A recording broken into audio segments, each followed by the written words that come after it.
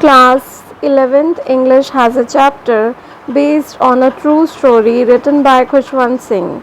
In the first chapter of the book, the author describes her grandmother and his relations with her.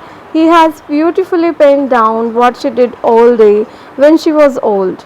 The description of her appearance in the prose piece is remarkable. It shows how niftily the author has drawn a character with his words. When the author Khushwant Singh was a little child, his parents left him in the village with his grandmother and went to live in the city. The author's grandmother was an old lady. She was very religious. The author shared a very close bond with his grandmother. They became very good friends. The grandmother woke him up, dressed him, and accompanied him to school. The school was attached to the temple.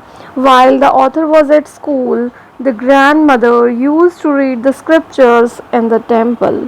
When the author's parents were well settled, he and his grandmother also went to the city. It proved a turning point in their friendship.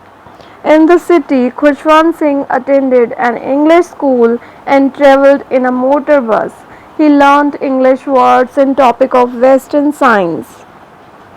The grandmother could no longer accompany him to his school nor help him in his studies.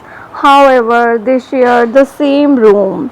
When the author went to the university, he was given a separate room. Thus, the last link of their friendship was broken.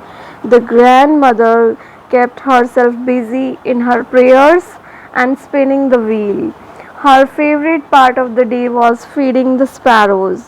When the author went abroad for higher studies, the grandmother came to see him off at the station, but she showed no emotions and was not even sentimental.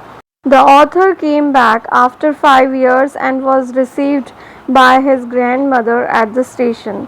She was unchanged and did not look a day older.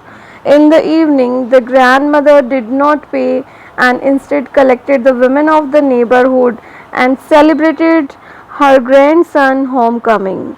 The grandmother fell ill the next day and she knew that her end was near. She stopped talking and closed her eyes. She was lost in her prayers and counting the beads of her rosary. Suddenly, the rosary fell down and her lips stopped moving. She was dead.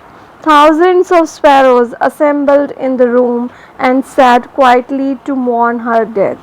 They did not even eat the crumbs given by the author's mother. After the grandmother's body was taken for cremations, the sparrow flew away silently.